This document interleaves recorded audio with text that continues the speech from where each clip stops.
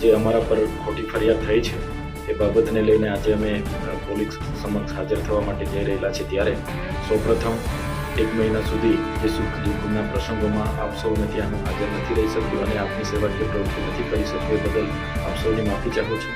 2022ની જે વિધાનસભાની ચૂંટણી હતી એમાં અહીં 4 રાજકીય પક્ષના ઉમેદવારો હતા.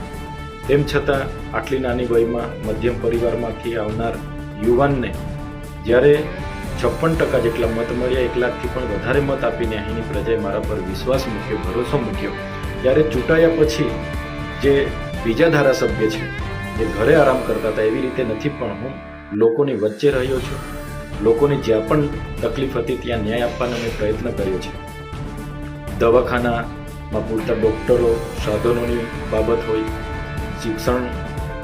શિક્ષણમાં પૂરતા માસ્તરોની ભરતીની બાબત હોય, પૂરતી બસ સુવિધા, વીજળીની વાત હોય, રોડ રસ્તાની વાત હોય, સિંચાઈના પાણીની વાત હોય, પીવાના પાણી નળ સે જલની વાત હોય, આ વિસ્તારોમાં થતા ભ્રષ્ટાચારોની વાત હોય, પ્રાઇડના વહીવટદારમાં ચાલતા કૌભાંડોને ઉજાગર કરવાની વાત હોય, એસટી વિદ્યાર્થીઓને ઉચ્ચ અભ્યાસ માટે ફ્રી સિપ કાર્ડ આપવાની બાબત હોય, શિષ્યવૃત્તિ જે 2022ની નથી મળી એ 2,67,000 વિદ્યાર્થીઓને સ્કોલરશીપ અપાવવાની બાબત હોય. ની સાથે સાથે જે આ વિસ્તારોની જે આદિવાસીની અસ્મિતા જે જગાડવાની વાત છે, આદિવાસીને જાગૃત કરવાની વાત છે, એ બાબતે પણ અમે આ બોલ્યા છે. સાથે મણિપુરી હિંસાની બાબત, યુસીસી મુદ્દે હોય, નકલી કચેરી કૌભાંડો બાબતે હોય, જે માનવ સર્જિત પૂર નર્મદા નદીમાં જ્યારે પાણી છોડવામાં આવ્યું ત્યારે પણ અમે લોકોની વચ્ચે રહીને લોકોની સાથે ઊભા હતા.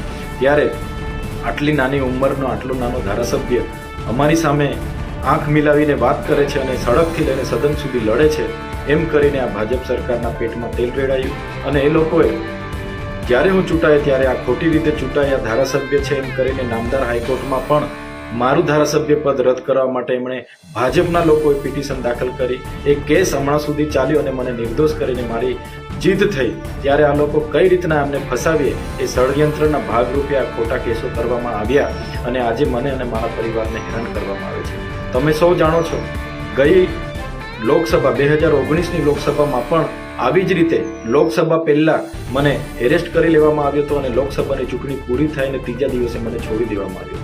તો આવી જ રીતના આ વખતે પણ મને ગૌડી રાખવાનો આ કાવતરા સામે અમે લડવાના છે અને લડતા રહીશું. મારો પરિવાર કોઈ પણ એમણે લોભ લાલચ આપવા માટે પણ આવ્યા છે, ઘણી દાબ દબાણ કરવા માટે પણ આવ્યા, પણ ક્યારેય અમે એમના લોભ લાલચ કે ક્યારેય એમના દાબ દબાણમાં અમે ડરવાના નથી.